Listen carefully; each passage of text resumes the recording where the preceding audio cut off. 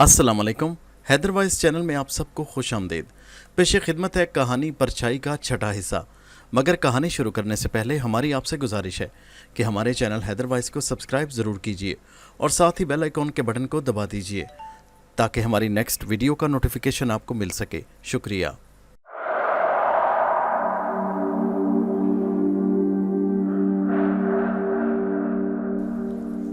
बुजुर्ग बेख्तियार खड़े हो गए और उन्होंने दोनों हाथ फैला दिए। मेरे बच्चे, मेरे लखते जिगर।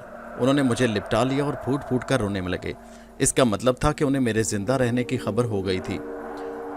उनसे लिपट कर मुझे एहसास हुआ जैसे मेरा वाकई उनसे कुछ रिश्ता था। मसूद साहब रोते रहे, उनकी दाढ़ी आंसुओं से तर हो गई। मसूद साहब, ये तो खुशी का मौका है, खुदा ने आपके घर को रौनक दी। आप तो मायूस नहीं हुए थे, देख लीजिए अल्लाह ने किस तरह आपकी दुआएं कबूल की। मेरा बच्चा, मेरा हारून। मसूद साहब ने बड़ी मोहब्बत से मुझे खींच लिया। मैंने उनकी मोहब्बत का उसी तरह जवाब दिया। कुछ देर ये मंजर जारी रहा। फिर मसूद साहब यानी मेरे दादा जान ने पूछा, तुम्हारे तमाम एजात तो सलामत हैं? हाँ दादा जान, खुदा का शुक्र है। बड़ी तकलीफ उठाई होगी? जी हाँ। अल्लाह ताला ने मुझे बड़ी आखिरी वक्त में खुशी दी। ज़ैबुन्निसा, मेरा मसल्ला बिछा दो, मैं शुक्राने के नवाफिल अदा करूँ। जो हुक्म जी, एक मुलाजमा ने कहा और दादा जान नमाज पढ़ने चले गए। डॉक्टर साहब बेहद खुश थे। बड़ा मरहला तय हो चुका, अब कोई फिक्र नहीं। चाचा जान की जहनी हालत ठीक है। ये काम भी खुद ब खुद हो गया, लेकिन यहाँ बड़ी मेहनत करनी पड़ी है। डॉक्टर नफीस ने मुस्कुराते हुए कहा, मैं तो 3 दिन तक भूखों को खाना खिलाऊंगी। खुदा ने इतनी बड़ी खुशी जो हमें नसीब की है। एक खातून जिन्हें मैं कई बार देख चुका था बड़ी चाहत से बोली, कब से शुरू करेंगी? डॉक्टर नफीस बोले, बस आज से ही। क्यों डॉक्टर साहब? बस पूछ रहा था कि इंसान जिस काम का इरादा करे उसमें देर ना करे। सुबह एक चाय की प्याली पी थी, अब बहुत भूख लगी है। अगर आप इस वक्त मुझे खाना खिलाएं तो 10 भूखों का सवाब मिलेगा। डॉक्टर नफीस ने मजाकन कहा और सब हंस पड़े। मैं अभी खाना लगवाती हूँ, खातून ने कहा और बाहर निकल गई। दादा जान नमाज पढ़ चुके तो सब खाने के लिए कमरे में चले गए और फिर कहको और मसरतों के दरमियान खाना खाया गया। फिर दादा जान मुझे लिए कमरे में आ गए। उन्होंने बिस्तर पर मुझे बिठाया और देखने लगे। एक बार फिर उन्होंने मुझे अपने साथ लिपटाया। बस बेटे, अब कभी दूर ना जाना, मेरा आखिरी वक्त है। मैं चाहता हूँ तुम्हारे हाथों अपनी आखिरी आरामगाह जाऊँ। खुदा आपको सलामत रखे दादा जान। ये बात सिर्फ तुम कह सकते हो बेटे, किसी दूसरे के दिल में ये ख्वाहिश कहाँ थी? मैंने सवालिया अंदाज में कहा, जी हाँ बेटे, ज़माने के ये रंग अजनबी नहीं है, तुम्हें भी तजर्बात होने चाहिए। ये दौलत बहुत बुरी चीज़ है। मेरे इर्द गिर्द मेरे अपने बिखरे हैं, लेकिन इनके सीनों में मेरी मोहब्बत नहीं। इन्हें मेरा साया दरकार नहीं। इनकी ख्वाहिश थी कि मैं जल्दी इस दुनिया से चला जाऊं ताकि इनका हक मिले। मैंने गुस्से से कहा, ये लोग ऐसे हैं? अरे इनका कसूर नहीं बेटा, ज़रूरतों की झोंकें इंसान के वजूद से शराफत का सारा खून चूस लेती हैं, और जब ये खून ही ना हो तो मोहब्बत के ज़रात कौन से सियाल में गर्दिश करेंगे? ये सब ख्वाहिशों के असीर हैं। एक बात याद रखना हारून। जी दादा जान। अपने साथ बहुत सी तकदीरों को वाबस्ता रखना। बाज़ औक़ात इंसान अपने बजाय दूसरों की तकदीर से खाता है। खुदा के देने के ढंग निराले हैं। बहुत बड़ा ताजिर है वो, उससे तिजारत करोगे तो कभी घाटे में नहीं रहोगे, और उसके तिजारत का ज़रिया मैं तुम्हें बता चुका हूँ। खुदा आपको हमेशा सलामत रखे दादा जान, मैंने खलूस दिल से कहा। मैंने दिल में सोचा कि मैं इतने नेक इंसान को धोखा दे रहा हूँ जिसके ख्यालात इतने बुलंद हैं, लेकिन खुदा ही गवाह था कि ये धोखाधही किसी लालच के तहत नहीं थी। अफजाल साहब और फौजिया ने मुझे इस नेक काम पर आमादा किया था। अगर वो मेरे साथ इतना बेहतर सलूक ना करते और मुझ पर इतना खर्चा ना करते, तब भी मैं इस नेक इंसान का सहारा बनने में कोई आर महसूस ना करता। शाम 5 बजे तक दादा जान मुझसे बातें करते रहे और मैं उनसे मुतासिर हुआ। बार बार मेरे दिल में ये ख्याल आ रहा था कि मैं इस नेक सीरत और फरिश्ता सिफ्त इंसान को धोखा दे रहा हूँ, लेकिन ये उनकी ज़िंदगी के लिए ज़रूरी था। इससे दिल को कुछ तसल्ली हो जाती। शाम को चाय का एहतमाम कोठी के लान में हुआ। बहुत से नौजवान लड़के लड़कियां, बूढ़ी औरतें, बूढ़े मर्द, नौजवान न जाने कौन, सब ने मेरा पुरजोश इस्तकबाल किया। अरे हारून मियाँ, आपने इस लिबास नहीं बदला? एक खातून बोली। ये हमेशा का सादा है, बड़ाई की यही निशानी होती है। हारून मियाँ, आप इन सब को पहचानते हैं ना? तसद्दक मामू ने पूछा। मामू जान, यकीन कीजिए आपके सिवा किसी को नहीं पहचान सका। हादसे ने बहुत बुरा असर मेरे जहन पर डाला है। खुदा तुम्हें सलामत रखे बेटा, खुदा तंदुरुस्ती दे। आपको मेरी हालत मालूम हो चुकी। अगर किसी को मेरी बात नागवार गुजरे तो माफ़ कर दिया जाए। अरे किसी की क्या मजाल, और तसद्दुक मामू चाय के बाद मेरा एक काम भी करें। अरे हाँ हाँ बोलो, क्या काम बेटा? इन सब से मेरा तारुफ करवा दें, इसमें कोई हर्ज नहीं है, कोई बुरा ना माने। दादा जान ने दखल दिया। अरे बुरा मानने वाली क्या बात है, ठीक है मैं ये काम अंजाम देता हूँ। ये फुप्पी जुलेखा हैं, ये फुप्पी नाहिद, ये शाजिया हैं फुप्पी जुलेखा की बेटी, ये ताहिरा है, ये जमाल और ये। मैं जहन में उन लोगों के नाम महफूज करता रहा। तारुफ मुकम्मल हो गया। मेरे जहन में एक और सवाल था, लेकिन मैंने पूछना मुनासिब नहीं समझा। मैं ये जानना चाहता था कि सब लोग इसी मकान में रहते हैं या मिलने आए हैं। हो सकता है इस बात का वो बुरा मान जाए। मैंने ये सवाल नहीं पूछा। तसद्दुक मामू अपने काम से फारिग होकर बैठ गए। 2 दिन गुजर गए। मेरे आने की खुशी में बहुत सी खुशियाँ मनाई गईं। शाम को तसद्दुक मामू ने एक और तजवीज़ पेश की। मैं दादा जान के साथ बैठा था कि वो बोले, चाचा जान मेरी एक ख्वाहिश है। दादा जान ने कहा, वो क्या? क्यों ना हारून मियाँ की वापसी की खुशी में एक तकरीब कर दी जाए। जैसा तुम लोग पसंद करो, मुझे क्या एतराज़ है। क्यों हारून मियाँ? तकरीब में आप क्या करेंगे मामू जान? अरे भाई, हमारी हैसियत के लोग शरीक होंगे, खाना देंगे उन्हें, बस खुशी का इजहार हो जाएगा और क्या। जाहिर है मैं आपके मामलात में दखल अंदाजी की जरूरत नहीं कर सकता, लेकिन मुझे आपसे इत्तफाक नहीं। क्यों भाई? देखें भाई, ऐसी बातों से उलझता हूँ मैं। लोग आएंगे, मसनूईपन का इजहार करेंगे, मुझसे सवाल करेंगे और फिर एक एक को जवाब देना होगा। अरे बेटा तो फिर क्या है, हर्ज है ना भाई। दादा जान ने भी दखल दिया। अगर हारून मुनासिब नहीं समझता तो कोई बात नहीं, दादा जान ने फैसला कुन लहजे में कहा और तसद्दुक मामू का मुंह लटक गया। ठीक है, जैसी आप लोगों की राय, उन्होंने आहिस्ता से कहा और फिर थोड़ी देर के बाद उठ गए। जब मैं बाहर के माहौल से उतार अंदर आया, एक खूबसूरत गोशे में बैठकर इन हालात पर गौर करने लगा। अचानक कहीं से शाजिया निकल आई। उसने खूबसूरत लिबास पहन रखा था।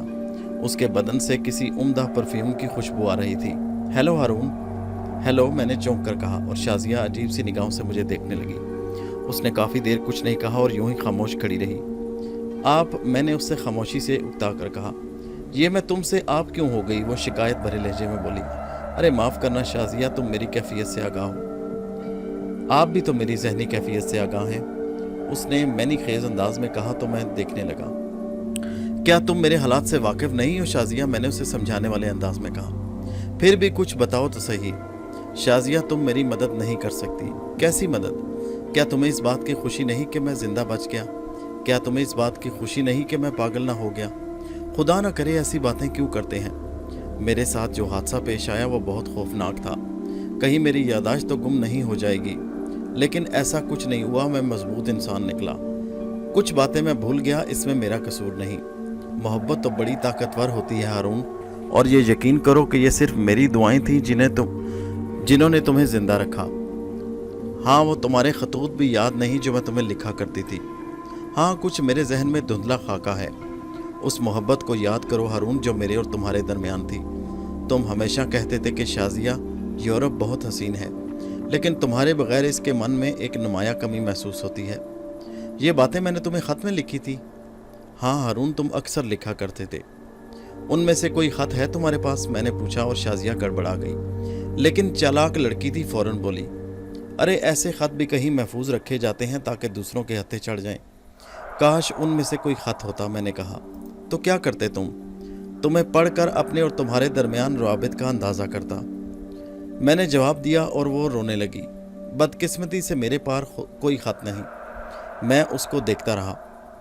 वो समझ रही थी कि मैं उसके आंसुओं पर तड़पूंगा, दौड़कर उसे सीने से लगा लूँगा, लेकिन ऐसा कुछ नहीं हुआ। मैं खामोशी से उसे देखता रहा। मेरी तरफ से कोई पजीराई ना पाकर उसने खामोश होना मुनासिब समझा। तुम्हें कुछ भी नहीं याद हारून? मैं क्या करूं, मेरी यादाश्त मेरा साथ छोड़ चुकी है, मैंने लापरवाही से कहा। तो फिर मैं क्या करूं हारून? सब्र करो, इसके अलावा और मैं क्या कह सकता हूं? नहीं हारून, नहीं। बचपन से जो ताजमहल तुमने बनवाया है वो तुम्हारे चंद लफ्ज़ों से टूट नहीं सकता।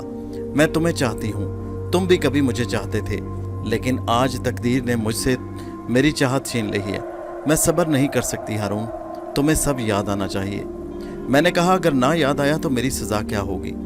मैंने सवाल किया तो वो चौंक कर मुझे देखने लगी। सज़ा? तुम्हें सज़ा देने का तो मैं तसव्वुर नहीं कर सकती, वो मोहब्बत से बोली।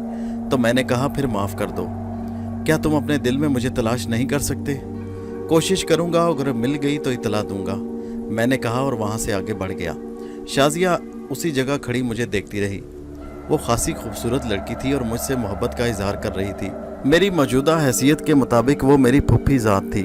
बाहर सूरत यहाँ तो बहुत से मामलात थे और इन तमाम से मुझे निपटना था। यूँ महसूस होता था जैसे मैं मसनूई हूँ। सब ने चेहरों पर नकाब डाल रखे हैं। सब मेरी मोहब्बत के खोल में लिपटे नजर आ रहे थे। ये एहसास जो मेरे अंदर था अफजाल साहब का पैदा करता था।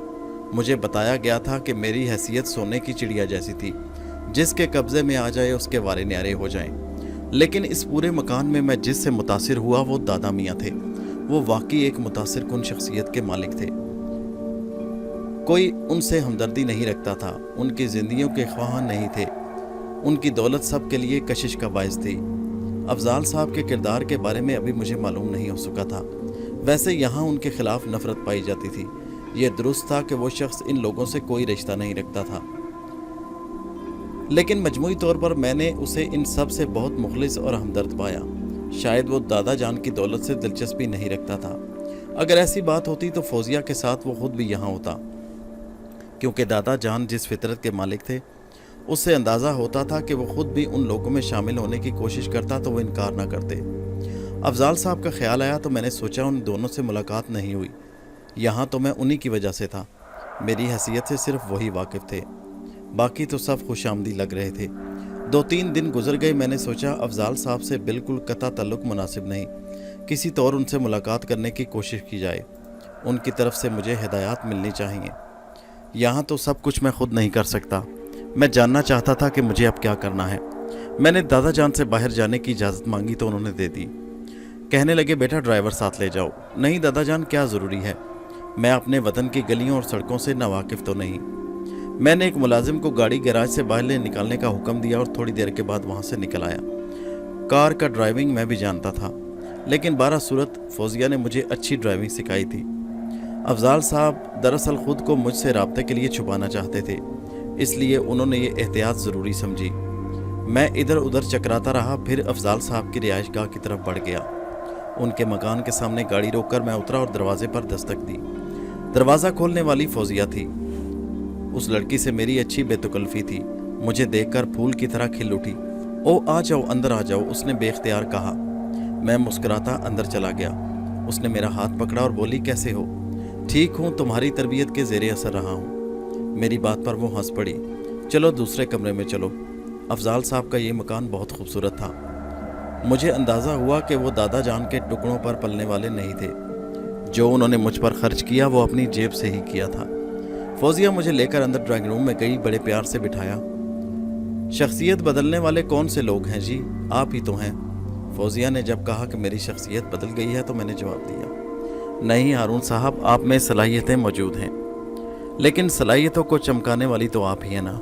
फिर मैंने अफजाल साहब के बारे में पूछा तो उसने बताया वो किसी काम से बाहर गए हैं। फिर मैंने उसे वहाँ के हालात बताए। उन्हें बताया कि वहाँ उनके शदीद मुखालफिन मौजूद हैं। वो दादा जान से मुख्तलिफ फितरत के इंसान हैं। वैसे तुम सुनाओ, कैसी रही तुम्हारे साथ? बहुत उम्दा। कोई परेशानी तो नहीं हुई? नहीं, यूँ समझो फौजिया, अफजाल साहब ने जो हालात बताए थे उनके मुताबिक मुझे चंद बातों पर हैरत है। फौजिया ने पूछा कौन सी बातों पर? अफजाल साहब तो मसूद साहब के लिए अच्छे जज्बात रखते हैं। उनकी बीमारी दूर करने के लिए उन्होंने कितना बड़ा कदम उठाया, लेकिन वहाँ उनके लिए कोई गुंजाइश नहीं। अफजाल साहब को वहाँ लोग पसंद नहीं करते। फौजिया ने अजीब से लहजे में कहा, हारून अभी ये ना पूछो तो बेहतर है। क्या मतलब? मैंने कहा ना, अभी मैं तुम्हें ये नहीं बता सकती, मुझे इजाज़त नहीं। तअज्जुब की बात है, किस तरफ से इजाज़त नहीं? प्लीज़ हारून, मुझे इस सिलसिले में सवालात ना करो। मेरे वालिद की वहाँ हैसियत क्यों नहीं, ये बात मुझसे मत पूछो। हाँ, कोई ना कोई वजह तो ज़रूर होगी। ये फरिश्तों का दौर थोड़ी है, हर बात की तह में कोई गहराई पोशीदा होती। मैंने उसे मज़ीद कुरेदना सही नहीं समझा, क्योंकि फौजिया मेरे इस सवाल से थोड़ी पजल हो रही थी। मैंने पूछा, क्या तुम शाजिया से वाकिफ़ हो? हाँ, क्यों नहीं, फूफी की लड़की है। कोई ख़ास बात? उसने पूछा। बस कुछ नहीं, उनका ख्याल है कि मैं उनसे इश्क करता हूँ। शाजिया से? हाँ। अरे कमाल है, कब ये इश्क शुरू हुआ? फौजिया ने अजीब से अंदाज में पूछा। जाहिर है मैं तो नहीं जानता, लेकिन शाजिया का कहना है कि मैं उन्हें खतूत भी लिखता था यूरोप से। बस उनकी यादों के सहारे ही वो जिंदा है। बकवास करती है कमीनी कहीं की, ऐसी कोई बात नहीं। फौजिया ने दांत पीस कर कहा। तुम्हें तो मालूम होगा फौजिया कि हारून यहाँ किससे मोहब्बत करता था? मैंने कहा ना, बिल्कुल नहीं, ये सब बकवास है। मेरा ख्याल है उस लड़की ने मौका से फ़ायदा उठाने की कोशिश की है। कैसी कोशिश फौजिया? अरे तुम भी बहुत सीधे हो भाई। वो सोच रही होगी कि तुम जहनी तौर पर कमज़ोर हो चुके हो, क्यों ना वो अपने आप को तुमसे मुसल्लत कर दे। ओ मुमकिन है यही बात हो। फौजिया, ज़ाहिर है मैं इन तमाम बातों के लिए तो इस इमारत में दाखिल नहीं हुआ। और फौजिया गर्दन झुकाकर सोचने लगी। अब हर शख्स की कोशिश होगी कि वो तुमसे नज़दीक हो जाए। वो लोग जो प्रोग्राम बना रहे हैं उसमें नाकाम हो चुके हैं। बल्कि मैं तुम्हें मशवरा दूं हारून, अगर तुम पसंद करो तो एक काम करो। मैंने पूछा, वो क्या? तुम उन लोगों की बातें चुप कर सुनो।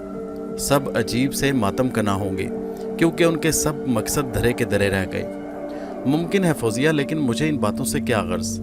ये तो ना कहो हारून, गर्ज तो है। नहीं, मुझे क्या गर्ज हो सकती है? मैं तो अफजाल साहब के लिए काम कर रहा हूँ, जब तक वो मुझे इस्तेमाल करें, और जब मन ना कर दें तो मैं खामोशी से अपना रास्ता नापूंगा। मैं तुम लोगों का एहसानमंद हूँ फौजिया, कि तुम्हारे अलावा किसी का सोच नहीं सकता। फौजिया परेशान निगाहों से मुझे देखने लगी। उसकी परेशानी मेरी समझ से बाहर थी। अभी हम ये बातें कर रहे थे कि दस्तक हुई। फौजिया जल्दी से उठ गई, शायद अफजाल साहब आ गए, उसने कहा, और तेजी से बाहर निकल गई। मुझे इस बात पर हैरत हुई। फौजिया अफजाल को बाप की तरह महसूस नहीं करती थी, बल्कि उसके अंदाज में एक बेहिजाबी थी। बाप बेटी कितने ही जदीद क्यों ना हो जाएं, लेकिन बाप का एहतराम तो होता है। अफजाल साहब आ गए। उन्होंने बड़ी मुस्कुराहट से मेरा इस्तकबाल किया और बोले, भाई सेठ हारून, ज़रा बाहर निकल कर देखो। तुम्हारे बारे में तो बहुत से हलकों में धूम मच गई, और उसकी बुनियादी वजह यह है कि तुम्हारा पैसा मुख्तलिफ कारोबारों में लगा है। बाज़ लोग तुम्हारी मौत के बाद यकीनी तौर पर यह सोच कर बैठे होंगे कि तुम्हारे पैसे को आसानी से हड़प कर जाएंगे। ज़ाहिर है मसूद साहब तो पूरी तौर पर हिसाब किताब नहीं रख सकते, लेकिन अब उनके दिलों में खलबली मच गई है। मैं कई ऐसे लोगों से मिल चुका हूँ जो हर तरह तुम्हारे एहसानमंद हैं। वो तुम्हारे बच जाने की खुशी की बातें तो करते हैं, लेकिन अंदर का हाल उनके चेहरों से आया है। अफजाल साहब, लेकिन जो आप कहेंगे मैं वही कहूँगा। अफजाल साहब कहने लगे, तुम बहुत नफीस इंसान हो, न जाने क्यों मैं तुम्हें बेटों की तरह चाहने लगा हूँ। अच्छा ये तो बताओ, तुम्हें कई दिन गुजर गए, क्या इस दौरान तुमने उन लोगों का तज्जिया किया जो तुम्हारे इर्द गिर्द बिखरे हुए हैं? मसलन? अरे भाई, मसलन मैं मसूद साहब यानी तुम्हारे दादा के अजीज़ों की बात कर रहा हूँ। जी हाँ, मैंने सभी से मुलाकात की है। हारून बेटे, तुम एक सीधे इंसान हो। मैं जानता हूँ मकरो फरेब से कभी तुम्हारा ताल्लुक़ नहीं रहा, लेकिन मेरा ख्याल है मैंने अब तक जो तरबियत तुम्हें दी है, इसके बाद तुम्हारे अंदर काफ़ी तब्दीलियाँ पैदा हुई हैं। मसूद साहब बहुत अच्छे इंसान हैं। मैंने कहा, अफजाल साहब, मैं जानता हूँ आप उस ख़ानदान के खैर ख्वाह हैं, लेकिन वो लोग जो वहाँ हैं उनके दिल में लालच और हवस है। उनमें से किसी को भी मसूद साहब से दिलचस्पी नहीं। अफजाल साहब ये सुनकर खुशी से उछल पड़े। हारून, तुम इन बातों का अंदाज़ा लगा सकते? जी अफजाल साहब, मैंने बिल्कुल अंदाज़ा लगाया। वो लोग हवस और लालच रखते हैं। और फिर मैंने शाजिया के बारे में भी बताया। अफजाल साहब कहने लगे, हारून बेटे, तुम्हारी बातें सुनकर मैं खुशी से पागल ना हो जाऊं। तुम इतने नेक निकलोगे मैं सोच भी नहीं सकता था। मेरा दिल चाहता है मैं तुम्हें ज़मीन से उठाकर आसमान पर बिठा दूं। मैं तुम्हें वो कुछ देना चाहता हूं जिसका तुम तसव्वुर भी नहीं कर सकते। ये हराम खोर मसूद साहब के सीने पर बैठे उन्हीं का खा रहे हैं और उन्हीं की मौत के ख्वाह हैं। सब के सब नमक हराम हैं। ये चाहते हैं कि किसी तरह मसूद साहब को अपनी मुट्ठी में ले लें। जब तुम्हारी मौत की इतला मिली तो इन सब के चेहरे खुशी से खिल उठे थे। ये चाहते हैं कि मसूद साहब की दौलत पर ऐश करें। मसूद साहब खरे और खोटे की पहचान नहीं कर सकते। वो इतनी ताकत में नहीं कि इन कमीनों के नरगे से निकल जाएं। मैं इस सिलसिले में क्या करूं अफजाल साहब? मैं इब्तदा यहाँ से करो। हारून के सबसे पहले तुम जायदाद और दौलत के बारे में मसूद साहब से गुफ्तगू करो। मैं ये नहीं चाहता कि बराह रास्त उनसे उलझो, लेकिन जो कुछ करो मसूद साहब के ज़रिए करो, और अगर उनकी इजाज़त मिल जाए तो फिर उन सब से एक एक पाई का हिसाब लो। मैं तुम्हारी भरपूर मदद करूँगा। वो कैसे? अगर मसूद साहब तुम्हें इजाज़त देते हैं तो फिर मैं तुम्हें एक आदमी दूंगा। इसका तज़किरा भी तुम मसूद साहब से कर देना। ये शख्स मेरी रहनुमाई में उन लोगों का पोल खोल देगा और तुम उनसे एक एक पाई निकलवा लेना। मैंने कहा, अगर मसूद यानी मेरे दादा ने ये पसंद ना किया तो ये तुम्हारा काम होगा हारून कि तुम उन्हें मजबूर करो। बेहतर है, मैं कोशिश करूँगा। फिर इसके बाद मुझे क्या करना होगा? उन सब को उनकी औकात पर पहुँचा देना तुम्हारा काम है। मसूद साहब शायद ये पसंद ना करें। मैंने कहा, क्यों? क्योंकि वो रहमदिल इंसान है। वो उनकी परवरिश करने के ख्वाहिशमंद है। अफजाल साहब कहने लगे, तुम सबसे पहली कोशिश ये करो कि मसूद साहब सारी जायदाद तुम्हारे नाम कर दें। इसके बाद ये तुम काम संभाल लेना। मसूद साहब को तफसील बताने की ज़रूरत नहीं है, बाद में तुम उनसे निपट सकते हो। क्या मैं अपने दादा मसूद साहब से डायरेक्ट बात करूं? हाँ। तो अगर वो ना माने तो वापस लंदन जाने की धमकी देना। ठीक है, मैंने गर्दन हिलाते हुए कहा। वैसे अफजाल साहब की बात बहुत सख्त थी। मसूद साहब जैसे फरिश्ता इंसान के साथ कोई सख्त रवैया आम बात नहीं थी। मैं खुद को बमुश्किल इस काम के लिए तैयार कर सकता था, लेकिन बहरहाल अफजाल साहब का हुक्म मानना ज़रूरी था। मैं जो कुछ कर रहा था उन्हीं के कहने पर तो कर रहा था। इसके बाद फौजिया चाय बना कर ले आई। हम तीनों ने चाय पी और अफजाल साहब कहने लगे, गाहे बगाहे चक्कर लगा लिया करो, इसके बाद मैं तुम्हें अगले अहकामात दूंगा कि आगे तुम्हें क्या करना है। अच्छा ठीक है, अच्छा खुदा हाफिज, मैंने कहा और वहाँ से निकल आया। मगर निकलते वक्त फौजिया ने मुझसे कहा, हारून साहब अब आप मेरी अमानत हैं, किसी के जाल में खुदा के लिए फंस न जाइएगा। मैं हैरान खड़ा उसे देखता रहा। फौजिया के अल्फाज मेरे कानों में गूंज रहे थे और अब मैं सीधा साधा देहाती तो नहीं था, मैं इन अल्फाज की गहराई को समझ सकता था। वापस कोठी में दाखिल हुआ तो ताहिरा नजर आ गई। किसी कदर अक्खड़ लड़की थी, तबीयत में भी साफ कोई थी, और ये लड़की यहाँ के दूसरे लोगों की तरह चापलूसी नहीं करती थी, ना ही मुझे देखकर हर वक्त मुस्कुराती रहती, बल्कि एक अजीब सा अक्खड़पन था।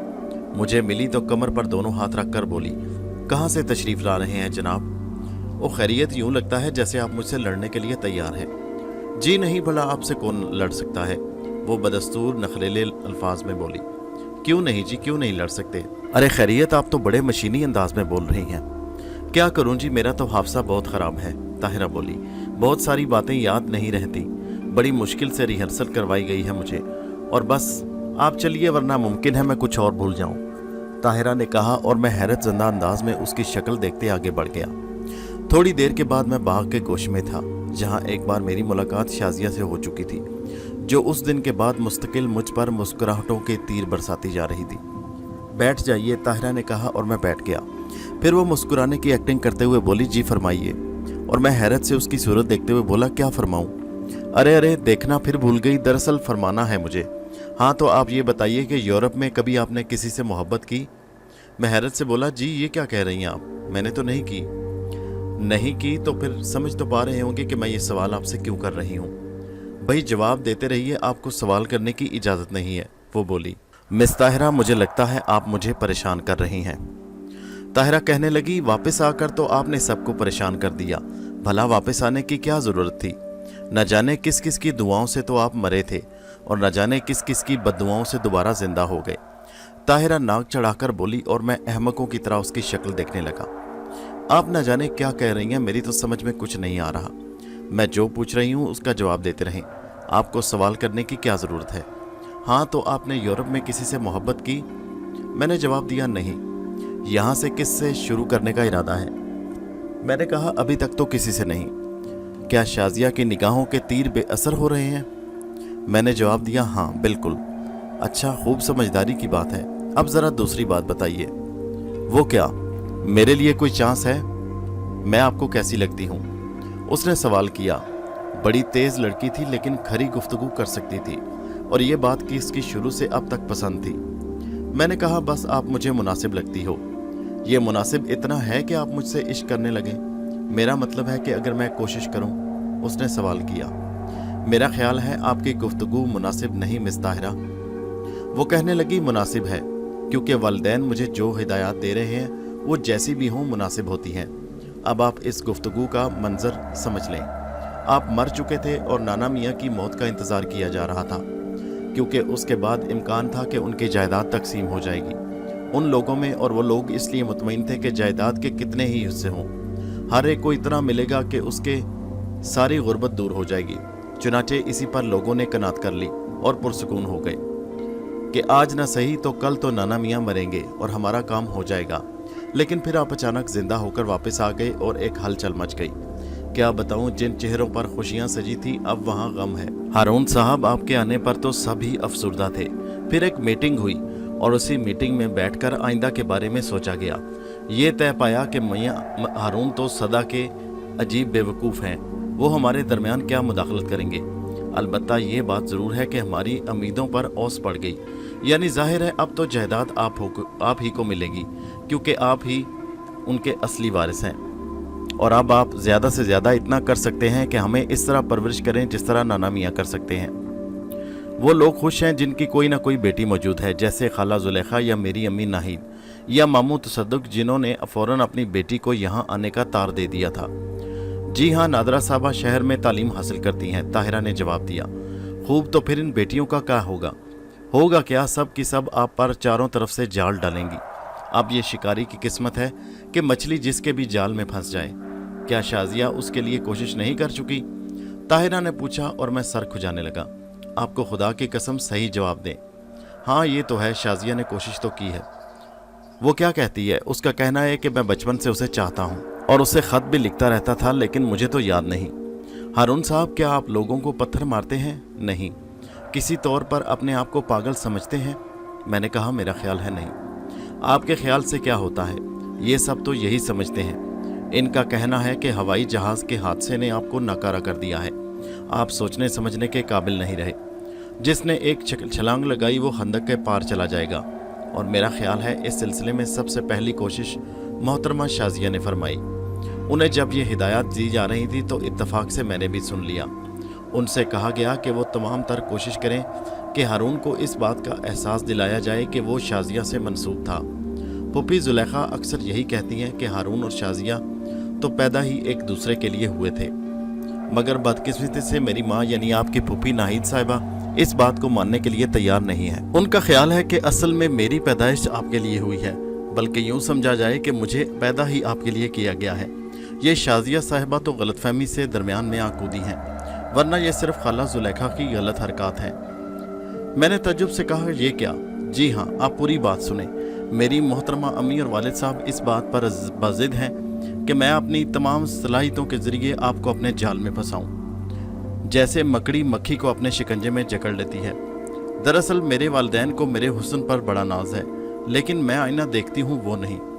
ताहिरा साहिबा, आप क्या कहती हैं?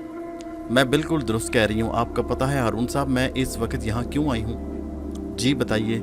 ये सब मुझे तरबियत देकर भेजा गया है। पहले मुझे रिहर्सल कराई गई कि मैं अपनी चाल ढाल में तब्दीली पैदा करूँ, इस तरह से बाल बांधूँ, इस तरह से नजर आऊँ जैसी आपको पसंद आ जाए। आप किसी से गुफ्तगू करें तो खोए खोए लहजे में आपका अंदाज ऐसा हो जैसे कोई चीज़ गुम हो गई हो। समझे हारून साहब, मुझे ये सब कुछ करना है। मैंने गहरी सांस लेकर देखा, वो वाकई लड़की सच बोल रही थी। क्या तुम्हें इस बात का एहसास नहीं कि तुम्हारे खिलाफ क्या कुछ हो रहा है? मेरे खिलाफ? मैंने पूछा। क्या हो रहा है ताहिरा? तुम्हें कुछ पता नहीं? क्या तुम्हें वाकई मालूम नहीं? नहीं, मुझे कुछ मालूम नहीं। हारून देखो, समझने की कोशिश करो। रिश्तेदार बिलाशुबा काबिल एहतराम होते हैं, उनसे मोहब्बत की जाती है, लेकिन जब इसमें लालच पैदा हो जाए तो ये मोहब्बत के पाक नाम की तौहीन है। मैं आपको कोई धोखा नहीं देना चाहती। अब अगर कभी कोई आपको मेरे लिए मजबूर करे तो आप नफरत से मेरे मुंह पर थूक दें। आप यकीन करें, अगर आपने ऐसा किया तो मैं आपको अजीम इंसान समझूंगी। मैं इन नमक हरामों की साजिश का शिकार नहीं होना चाहती। मैंने कहा, ताहिरा साहिबा, आप ऐसा क्यों चाहती हैं? क्या मतलब? क्या आप मुझे कबूल करने के लिए तैयार हैं? मैंने कहा, हो सकता मैं हो जाऊं। लेकिन ताहिरा कहने लगी, मैं कभी तैयार नहीं होंगी। इसलिए क्यों? क्योंकि जब आपने मुझे रसदार बना लिया है तो फिर इतनी सी बात बताने में क्यों हर्ज कर रही हैं? ताहिरा ने चुपती निगाहों से देखा। आपका ख्याल है? मैंने कहा, मैं नहीं जानता। मैं समझती हूँ आपके जहन में क्या ख्याल है। मैंने पूछा, भला क्या ख्याल है?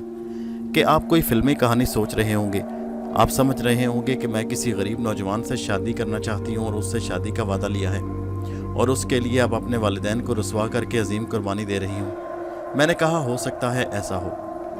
बस हारून साहब, आप मुझे इसलिए पसंद नहीं कि आप बेहद दौलतमंद हैं, और मेरे वालिदैन को आप नहीं, आपकी दौलत पसंद है। फिर मैं उस दौलत के लिए हसूल का ज़रिया क्यों बनूं? माफ़ कीजिए, मैं इसे अपनी ज़ात के लिए गाली समझती हूँ। मैं तुम्हारे इस जज्बे की कदर करता हूँ ताहिरा, खुलूस दिल से।